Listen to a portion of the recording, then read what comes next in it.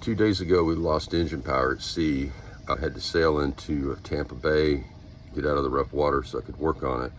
The problem was water in the diesel tank due to a faulty O-ring and a flat spot on it on the filler cap for the diesel where you put it in the deck.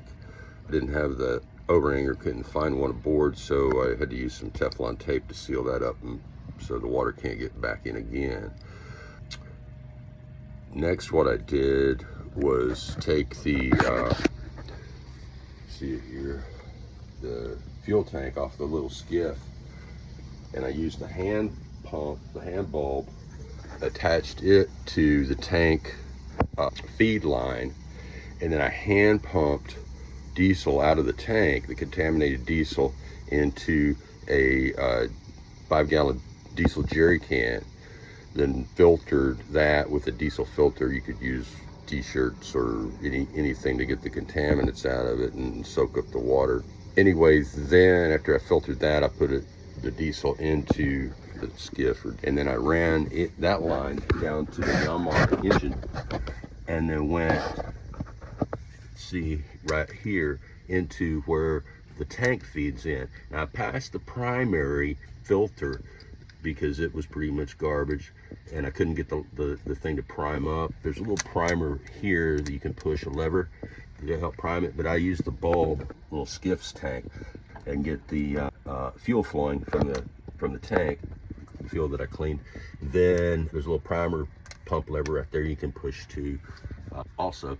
So I had clean diesel going into there. There's a secondary filter right up here that will catch anything else that might, smaller contaminants, before it goes into the injector pump. When you got a bleed, there is a little banjo fitting right here, I'm sorry, that you have to unscrew that to let the air out, and then while you pump the bulb or push the little lever on the primer pump. So that gets your air out of your line and strained or clean diesel going to the engine, and I was able to start the motor at that point. Next thing is to drain the contaminated diesel out of the tank. Okay, I have my siphon line hooked into the tank and running straight to the bottom of the tank. My catch bucket is here below the level of the diesel tank, so I should be able to get a siphon here, and I may get a mouthful of diesel. I'll try it. Here we go. So I don't have to start my siphon over again. I'm taking and dipping the diesel out of the catch bucket here and funneling it into the jerry can. That way my siphon will still continue, and I won't have to suck on that hose any longer to get the fuel out of there. So, okay, I've got the contaminated diesel in this jerry can here, and I'm sorry, in this jerry can here, and I'm filtering it into this clean jerry can here through a water separator funnel.